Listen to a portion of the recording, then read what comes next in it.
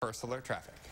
All right, thank you, Dave. In February of 1968, a show for children aired for the first time on PBS. Mister Rodgers' neighborhood was a place for children to learn about the world around them.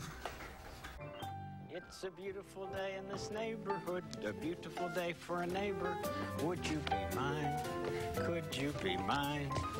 It's a neighborly day in this neighborhood. For the next 3 decades, children would tune in every day to watch the colorful red trolley ride into the neighborhood of make-believe and to watch Mr. Rodgers change from his blazer into a cozy cardigan and sneakers. The show officially came to an end in 2001. Fred Rodgers died 2 years later after battling stomach cancer. But Mr. Rodgers is re-emerging as a pop culture figure, and his show is more relevant now than ever. Maria Louise Maris is a professor of communication arts at UW-Madison. Welcome. Nice to see you. Thank you. Now, I understand this subject in this area of research is near and dear to your heart. Why is that? Absolutely. Well, you know, I think there's always a really interesting question to ask about how we make shows for TV shows for children and what they actually take out of it. And Mr. Rodgers really did an amazing job of teaching kids how to be kind. He was always kind and warm. He never had the part of the story where you first are mean and then you learn to be kind. He just showed kind of modeled kind, caring behavior all along. What was the magic behind it? Just that? That he always kind of seemed to genuinely care about the kids or about the people on his show. And I think the other sort of key element about him was that he was actually a live human rather than an animated animal, so that children sometimes have difficulty kind of telling what's supposed to be real and what's supposed to be pretend in TV shows.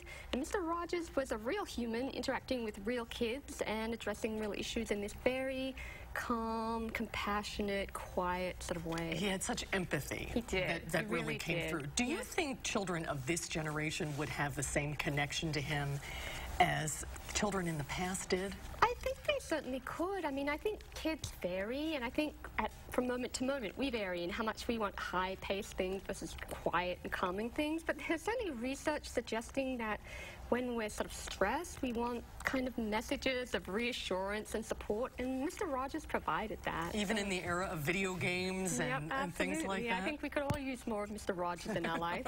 Do you think he would be able to get on the air today? I know he had problems getting on originally with funding and finding a station.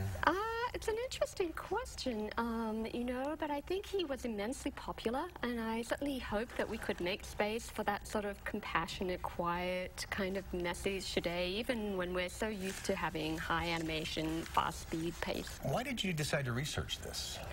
Well, you know, I think it's a really interesting question, how children interpret media messages, what they take away. I think often we assume that they understand things as we do, and in fact they don't.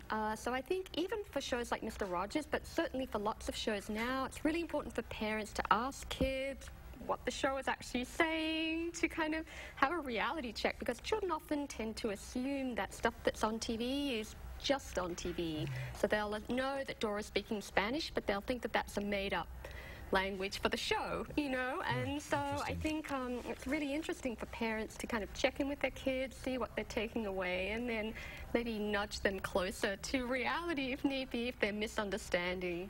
Now, what is the modern replacement for Mr. Rodgers? The modern replacement is Daniel Tiger's neighborhood, so there's no, you know, human who replaces Mr. Rodgers. So Daniel Tiger is kind of an animated tiger. He was a character on Mr. Rodgers' original show, and like Mr. Rodgers, he tends to model sort of kind, positive behavior, though he's a kid and he sometimes makes mistakes and has to learn better.